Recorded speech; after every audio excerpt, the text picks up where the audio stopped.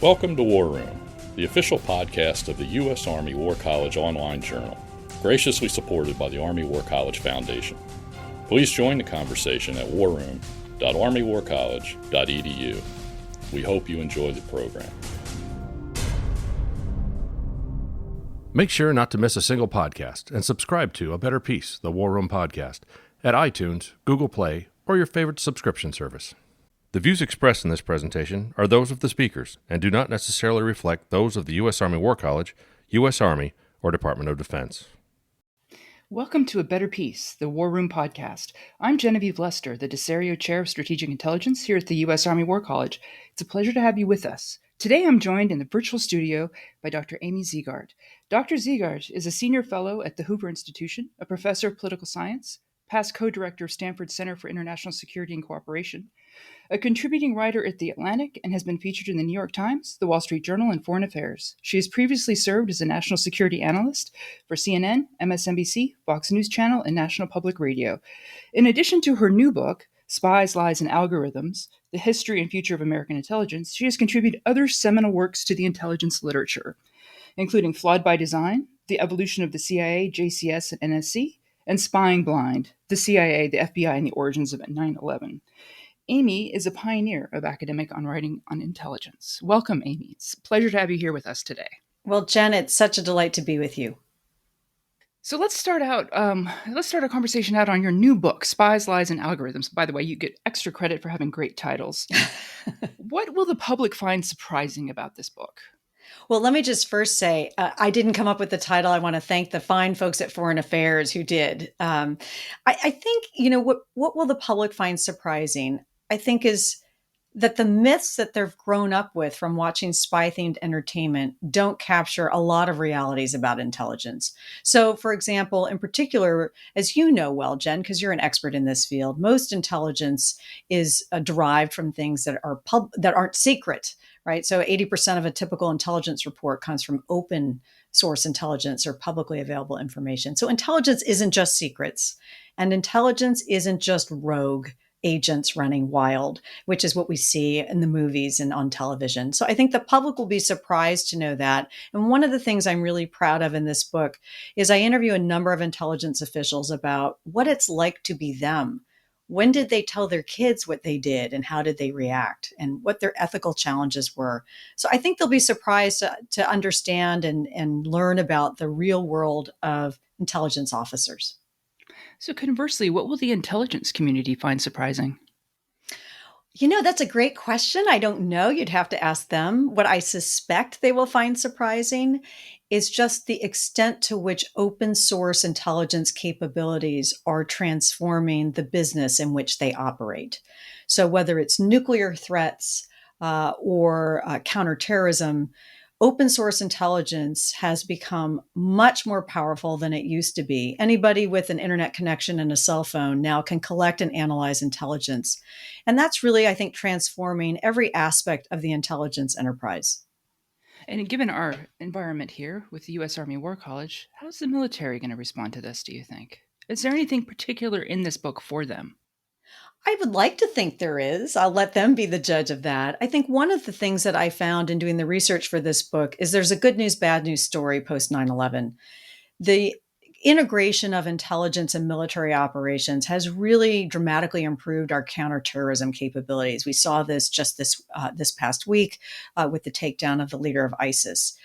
But the flip side of that is that our intelligence community has been now hardwired for the global war on terrorism, and it has to adapt again because the threat landscape, as you know, never sleeps. And so just when we've gotten really good at counterterrorism, now we have to confront a much wider array of threats, including China and other aspects of great power competition. So that military intelligence integration served a purpose. But the more that the CIA in particular is devoting resources to military coordination and support, the less it can do its primary mission, which is preventing strategic surprise. And as I often say, Jen, and you know this well, military officers are trained to be hunters. Intelligence officers are trained to be gatherers. Big difference. And in a world where we can't tell those two functions apart, it's a world where the CIA doesn't have enough focus on its primary mission. So you lay out a series of challenges and threats in your book. You're very comprehensive. I just wanted to touch upon two. I believe they're related. One is AI, artificial intelligence, and the fact that the agencies across the community are drowning in data. Can you talk about this a little bit? Yeah, so all of us are drowning in data. By one estimate, the amount of data on Earth is doubling every 2 years. It's just astounding. More people on Earth today have cell phones than running water. So, and all that connectivity means that there's just that much more data for us to ingest. And so, for analysts inside the IC, it's a huge challenge. As you know, intelligence is about finding needles in haystacks and generating insight from those needles. Well, now those haystacks are growing out of control. And so one of the things that I found, and big thanks to the Center for Strategic and International Studies, which did a task force, I was a member of this commission looking at artificial intelligence and the future of intelligence. And we found that analysts really need to harness technologies like AI in order to generate that insight today. So, for example, an algorithm is really good at pattern recognition, can track down surface to air missile sites in China by poring over thousands and thousands of images. And they can do it much faster than a human can. And so by incorporating AI, the intelligence community can free up human analysts to do what humans do best. Things like divining what are the intentions of Xi Jinping or Kim Jong un. Do you worry about the human piece of this getting taken out of the picture if we rely heavily on artificial intelligence? I think the key is to realize that the best use of AI is to augment human analysis, to work hand in hand with the human analyst. AI can do the tasks that take a lot of time for human analysts to do and can then enable humans to do a better job at higher level thinking. There's no machine that's going to replace a human in the intelligence community, but the machines can absolutely help humans check their assumptions, look at competitive analysis, flag information that they might not otherwise see, and generally do their jobs better. Just moving on to another question here that I think affects the whole community. Do you cite a lack of resources, priorities, and organization or problematic organization that plagued intelligence agencies pre 9/11? And I know you've based quite a bit of your work on this, your excellent work. Um, and you say that this is repeating itself today. What can be done? What should current intelligence priorities be? It's such a hard challenge because the threat landscape is so much more complex and it's changing so much faster than it did during the Cold War. As we think back in the Cold War, the top threat was easy to see. It was the Soviet Union, the Soviet Union, the Soviet Union. And every challenge was looked through the lens of what would Moscow think. Today, we have failed states and rising states. We have non state actors, transnational threats, and they're moving at the speed of networks, not the speed of bureaucracy. So, this is an incredibly complex landscape. And I think that temporal dimension, Jen, how fast it's moving, is particularly vexing. So, what do we do to triage in this landscape? At least in my mind, I think, there are threats and there are threats, and we need to be thinking about where threat vectors converge. And for me, they converge on four major players. I call them the big four, and they're not going to be surprising to you: China, Russia, Iran, and North Korea. Now, why? There are four different vectors that concentrate in those four countries. All four of them are sophisticated cyber adversaries, right? All four of them: China, Russia, Iran, North Korea, cyber capabilities, number one. Number two, all four of those countries either have nuclear weapons or want nuclear weapons. So there's a top rung of that escalation ladder that should be really concerning to us. Number three, all four of those actors, China, Russia, Iran, and North Korea, pose territorial threats of the old fashioned kind in their neighborhood, right? We think about China and Taiwan, China in the South China Sea, Russia right now massing troops on the Ukrainian border, Iran and its neighborhood, and North Korea obviously threatening the South. And then fourth and finally, all four of those countries seek to disrupt the international order, flout international norms, remake the international order in a way that doesn't follow universal ideas of human rights, democratic values, free trade, free peoples, free ideas. So all those four things come together: nuclear, cyber, territory, and international order in just those four countries. So I think if I were to triage an intelligence, I'd really focus on those four. What resources should be focused on those four? Well, I think it's really interesting that CIA Director Burns stood up a China Mission Center in the agency recently. So you and I are both organization junkies. Organizations are crucial for deploying resources against priorities. So what you focus your organization on is what's going to get the priority.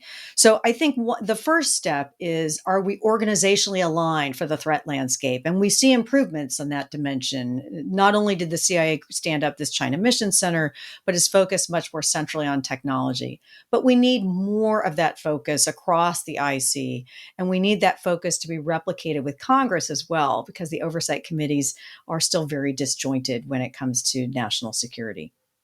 Just to go back to the organization aspect of this, which of course we are very interested in that particular approach. I found it interesting when Director Burns stated he was setting up this mission center and refocusing and undoing, one could argue, some of the reforms after 9/11. Do you think this marks a distinct step away from counterterrorism in the intelligence community? I think it has to. I always think back to something a former senior intelligence official told me shortly after 9/11. I never forgot it. He said to me, his greatest worry was, by the time we master the Al Qaeda problem, will Al Qaeda be the problem? And he was right. So the threat landscape never sleeps. Counterterrorism is still an important mission, but it's not the most important mission like it used to be. So you touched upon congressional oversight and intelligence, which is an interest of both of ours. Can you touch upon the weaknesses of current oversight? Is it keeping up, as you mentioned? How can it change? Well, how much time do we have for you and me to talk about congressional oversight and the weaknesses of oversight? We could do a whole other show on this. I'll try to be brief, but you may have to restrain me, Jen. Oversight, I think, as you know well, and you've done such great work in this area, the dominant narrative of congressional oversight is it depends on who's in charge, that it's up and down depending on which party's in power, who's in the White House, and who leads the committees. And I find a very different pattern, which is that oversight is almost always suboptimal. It's almost always struggling. It's almost always insufficient. And the reason has to do with old-fashioned incentives and institutions. So congressional oversight of intelligence, as you know well in your work, is an election loser. Members of Congress don't get elected for dealing with the nitty-gritty aspects of intelligence. In fact, they don't get rewarded at all. They can't even talk about what they do to the voters back home. There's also no interest group environment that gives them information or campaign donations or incentives to focus on intelligence. There's no geography that favors a focus on intelligence. There are always people from farm states that care a lot about the Farm Bill every year, and they're experts in agriculture. There's no farm state equivalent for intelligence. And so it shouldn't surprise us that most members of the House and the Senate do a very poor job of doing their homework when it comes to intelligence oversight. None of the incentives are there for them to devote the time and attention to develop expertise and really partner with the intelligence community to make sure that they're effective as well as accountable. And of course, there are complications with partnering with the intelligence community too, because then you can walk into situations of capture. So how do you learn enough about intelligence to be an effective overseer and keep your distance and objective oversight? Which leads me into the question that I think imbues a lot of discussion of oversight, which is partisanship. What is your feeling about this administration and oversight and the transition from what I think we could argue is a hyper-politicized environment under the Trump administration when it comes to oversight? So why don't we take that in two parts, the capture part and then the politicization part? The capture part, that was the rationale for having term limits on the oversight committees when they were first created in the 1970s. We didn't want our overseers to be too cozy with the secret agencies they were supposed to oversee. But by that logic, We should have term limits on every congressional committee so that they don't get captured by the organizations they're supposed to oversee. There are no term limits on the armed services committees, but there's the same risk of capture there. And so what I think we found is actually the risk of capture has led to institutional mechanisms that lead to other problems. Namely, on the House side, as you know, these term limits on the House Intelligence Committee are pretty unusual, and they limit the development of on-the-job expertise. Just when members on the committee learn the acronyms of all 18 agencies in the intelligence community and what they mean, they have to get off the committee. And if you don't have expertise, you can't ask good questions. And if you can't ask good questions, you can't do your job of overseeing. So yes, there was the risk of capture back in the 70s, but the risk of inexperience and a lack of expertise, I think, is a much greater risk today than the risk of capture. As technology speeds up, as we keep saying, do you think it will be harder to maintain oversight?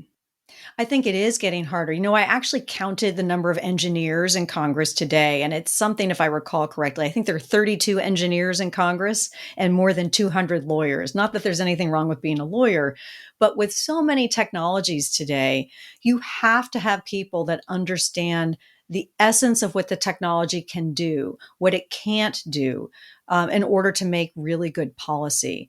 And so what we have is members of Congress who really don't know technology, and they're struggling to understand the implications. And you can see this with technology hearings with Facebook's Mark Zuckerberg, for example, where the questions were just astoundingly bad.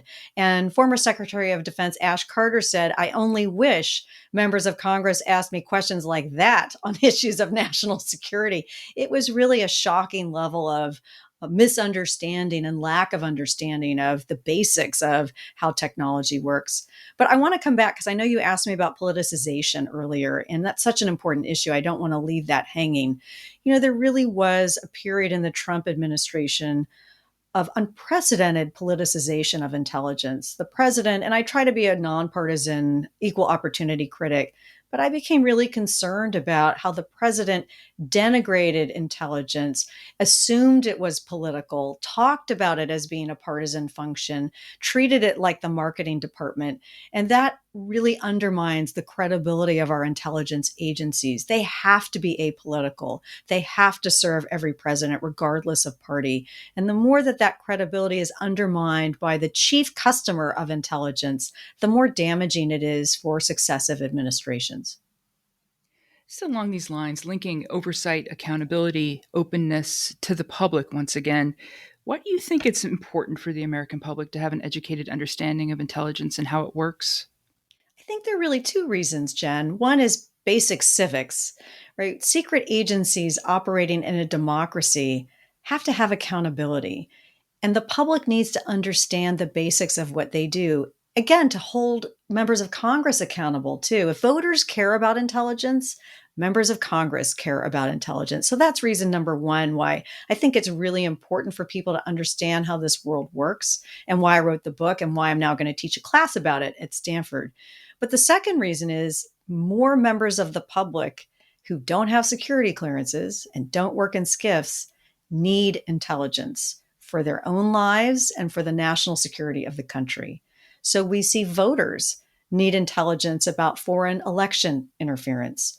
Tech leaders need intelligence about cyber threats coming their way on their platforms that are affecting our country. Critical infrastructure leaders in the financial services sector, in the power sector, in the water sector, they need intelligence too. So the intelligence community has to get out of the mindset that they only produce for the classified realm. Intelligence is now for many decision makers in living rooms, not just a situation room. Along these lines, do you think there's a trust deficit when it comes to the intelligence community? I think there is a trust deficit and it's getting better. There is some good news in all of this. So I think Snowden was a real low point for the intelligence community and the trust deficit, both with Silicon Valley, where I'm sitting, and with the general public. There was a sense that the intelligence community was doing some things that really concerned a lot of people. And others in the intelligence community have spoken out about this. I think it was Mike Hayden, former NSA and CIA director, who said, from a political perspective, we should have been more public earlier about the NSA's surveillance programs after 9/11. If we had been more forthcoming with the public earlier, it would have been a lot better for everybody involved. And I think Hayden's right about that.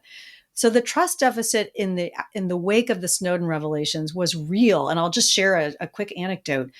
A year after Snowden, I created with my colleague Herb Lynn here at Stanford a congressional cyber boot camp. We brought congressional staffers of both parties out to the Valley to try to educate them about cybersecurity. And we went to a major tech company, and a senior executive at that tech company told these congressional staffers, I think of you, he pointed at them, I think of you just like I do the People's Liberation Army of China. You are trying to access and penetrate my networks just like they are, and I have to keep you out. It was a jaw-dropping moment where staffers ran outside and started calling back to Washington. It really sent home to me this trust deficit moment between the intelligence community and the Valley. So, turning our attention just a little bit back to the military that we've touched upon a little bit throughout the podcast, can you speak to our military audience out there and explain how intelligence is important for what they do, for their operations, and for strategy formulation, for the big picture? Yeah, so I understand that intelligence is really important to support warriors on the battlefield. That's one crucial role that intelligence plays. But intelligence also keeps warriors off the battlefield in the first place. That's the strategic function of intelligence. So, at its most basic, as I'm sure your listeners know, intelligence is designed to give policymakers decision advantage. And that decision advantage could be knowing what's coming down the pipeline 10 years from now, 10 months from now, 10 days from now, or 10 hours from now. And so that strategic piece, that intelligence role in anticipating strategic surprise to prevent it, to keep American soldiers out of harm's way, that piece doesn't usually get the resources and attention that it deserves because the urgency of the moment often crowds out thinking further about the future. So there's always a tactical tilt of intelligence, and intelligence leaders have to work hard to make sure that there's time and resource dedication to that longer term, over the horizon strategic picture. So, as I mentioned at the beginning, I've always considered you, I think we all consider you a pioneer in this field of really applying, especially political science principles to these issues of intelligence, policy, security. Um, the study of intelligence is complicated. I think we both can agree on that. Can you just discuss for the academic audience out there, can you discuss how it is unique and complicated? Well, let me just say first, it's nice slash a little disconcerting to be called a pioneer because it means I'm just really old. So thanks for that. In terms of what makes this field so hard, and you've lived this reality too, for other academics, data is plentiful. If you're a Congress scholar, you have loads of unclassified data at your fingertips. You know who is a member of Congress. You know the roll call votes. You can look at polls about election contests going back decades. So the challenge of getting data is not nearly as intense and difficult in other areas as it is in intelligence. In intelligence, if you're an academic, you can only work with the data that the intelligence community lets you have. And they decide when to declassify it on their timeline, not yours. And so from a career perspective, there's a reason why so few academics study intelligence, because who would bet their tenure clock on the idea that they're going to get data declassified from the intelligence community anytime soon? It's a very challenging field to do research in. But that said, it's a really important and wonderful field to do research in. And there's more in the declassified domain than you might think if you read the footnotes closely and are dogged enough about hunting down documents. I think excellent points. I think there's also a piece of this that we're heavily reliant on individuals within the community to share with us. And I think that there can be sometimes a tension between these relationships and our academic objectivity. What is our responsibility to convey this information and these perspectives in a critical, objective way? Do you have that problem? Do you feel that that's a problem? I think about that all the time. I think about, have I gotten too close to the intelligence agencies I'm doing research on? Have I gotten too close to the people on the inside that I talk to, especially given how much I admire their dedication to our country? But I have to have that outsider's view to ask the difficult questions, to come to the unflattering conclusions. And I think that's really important to bring that outsider's perspective in, because it brings a fresh pair of eyes, I hope, to the challenges that our intelligence agencies face. And so I've had a number of people over the years from inside the intelligence community get pretty mad about the things that I've written. And then I've had others that say, I know you're trying to do this from a place of love. And I hope they think that that's true. But I think a lot about, how do I maintain my objectivity? How do I not overly criticize agencies if they've been really difficult to work with? I mean, I had to hire a First Amendment lawyer at one point because of the FBI and its intransigence and how it was dealing with me when I was doing research about 9/11. But I don't want to let that color the analytic conclusions I make about the Bureau. So I try to be very self-reflective about both being overly critical or not being critical enough. It's complicated. I've always found it's our own kind of capture, or it can be.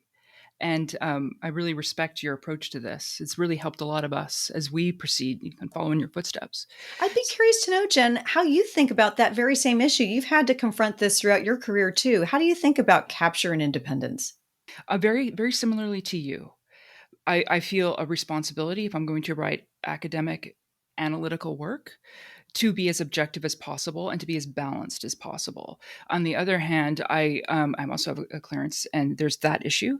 But the most important one is to maintain the relationships. And so for me, it's always about a question of balance. And I communicate a lot with the people I interview, and I let them see their quotes, things like that maybe are a little bit further on their side than one normally would do in regular academic work. But I'm very aware of the limitations and my dependence on their willingness to talk to me and to be open about these issues. And none of it is, they're not exposing national security secrets or anything like that, but they're being open with me in an environment where that is not considered a virtue. So I really base it on respect, trying to balance my respect for the academic side of this, which is crucial, I think, for all of the points that you've already pointed out in our discussion, but also being respectful and aware of both their dedication, as you said, but also the weaknesses of these systems. So it's a balance for me the reason I asked that was because I struggle with this all the time, every day, as I think about how to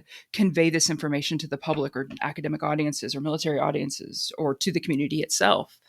So I wish I had the ultimate answer to this, because it does bring me discomfort to have to balance that. But that also is, I think it's very instructive, and I think it's a part of the wonder of studying intelligence, I think, those of us who get to do this. And I do think it's a pretty incredible thing to get to do. I will say, I think, I have a real appreciation for tenure. When in the dark moments where I said, and found some things about, in particular, insider threats and the Fort Hood terrorist attack, and some folks weren't too happy about that, it made me really appreciate the fact that from an incentive perspective, I always go back to incentives. My incentive is to speak the truth as I see it, and I won't get fired for doing that. No matter how much pressure may be brought to bear, no matter what people are upset with what I say, I can say it and I don't have to worry about my job. And so I think that's really important for academics, and it's important for people outside of the academy to understand how important that academic freedom of tenure is when you're dealing with very controversial subjects like intelligence. I think that's an excellent point. That really is. To lighten our conversation a little bit, I'd like to touch on something that I think is fantastic that you study, which is spytainment. Because as we all know, higher aspirations aside, I got interested in studying intelligence because of the show Alias. Alias changed my life. So could you please talk about your work on spytainment a little bit?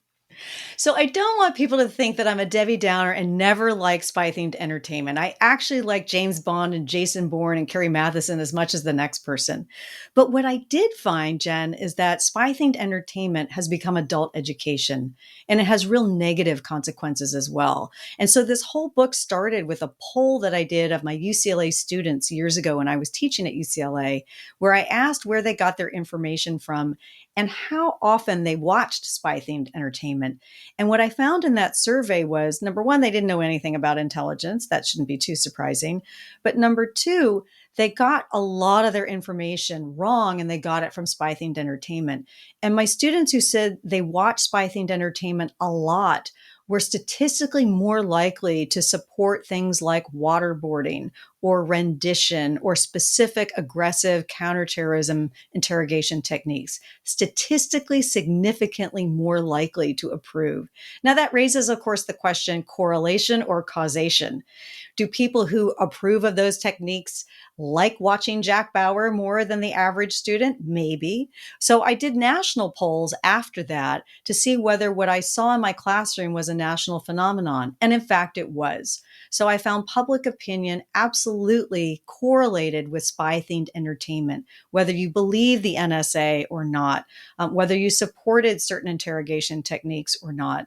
And then I followed the breadcrumbs and found a surprising number of instances where spy-themed entertainment was being used by real policymakers to answer real policy questions.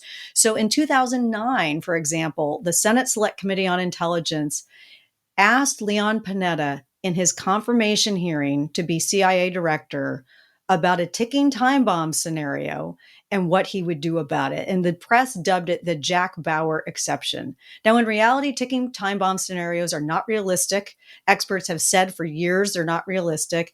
And this whole conversation around what additional authorities the nominee would use was based on plot lines from spy-themed entertainment.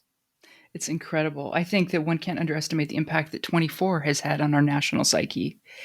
I believe I read in your book that it actually impacted education and training for military forces. It did. And one of the most interesting moments of the book that I found was the dean of West Point at the time, General Finnegan, was so concerned that 24 was harming training of his cadets and gave them the idea that torture always worked and really hurting the education of his cadets, that he went to Los Angeles and he visited the creative team behind the show 24 to ask them to produce episodes where torture backfired. And here's the amazing thing. It's a truth is stranger than fiction moment. When General Finnegan went on the set to talk with the team, he was wearing his uniform and everyone there thought he was an actor on the show, not an actual general. You can't make this stuff up. You really can't. For me, it was always the wigs, an alias. Before we wrap up, is there anything else you'd like to add to our discussion here? Anything else you'd like to say about your book or intelligence in general to our audience out there? Well, I would like to say, I'm really excited about this book. And one of my favorite chapters we haven't talked about is the chapter on analysis. So thinking about how we think.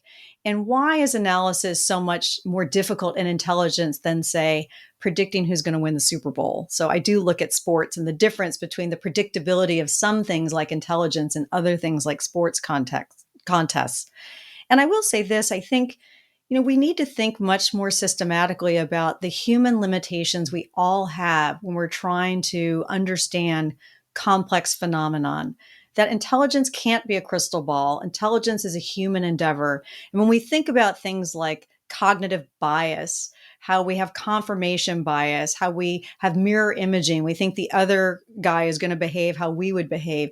It affects all of us in daily life, and intelligence agencies have to confront that. So I find that really fascinating. And for those who really want to geek out on cognitive biases and how they've played out in intelligence history, I have a whole chapter devoted to that I'm really excited about. And you touch upon counterintelligence too, don't you? I do touch on counterintelligence and how it's worked. And there's some great data that DoD has collected about the changing motives of traitors that have been caught over the past half century or so. So looking at that data more systematically, and what does it tell us about counterintelligence? And how does the changing technological landscape make counterintelligence so much harder? So I think I'm duty bound to ask you the question, what keeps you up at night? Other than my own children, what keeps me up at night, it's all right. The threats are always more local than they are global when it comes to parenting. What keeps me up at night is not any external threat. What keeps me up at night is us. The greatest national security threat to the United States is the United States. the polarization of our society, the lack of understanding about what is truth, whether Joe Biden was legitimately elected president, the narrative of self-loathing, the divisions that we have to come together as a country. And I think if we can confront any external threat. But I'm really worried about the fragility of our democracy and the coarseness of our discourse. Thank you so much, Amy, for joining us today. This has been a fantastic discussion. It's always a pleasure. Please join us again. We'd love to hear more of your stories. Love to come back anytime. And I have your book sitting on my bookshelf right here at home. Thank you so much. And thanks to all of you for listening in. Please send us your comments on this episode and all of our episodes. Send us suggestions for future programs. Please subscribe to A Better Piece on your podcatcher of choice. And after you've subscribed, please rate and review this podcast, because that's how more people can hear about us, so that we can continue to grow this community for conversations like this one. This conversation is over, but we look forward to welcome you again. Until next time, from the War Room, I'm Genevieve Lester. And that concludes our program. Thank you for listening.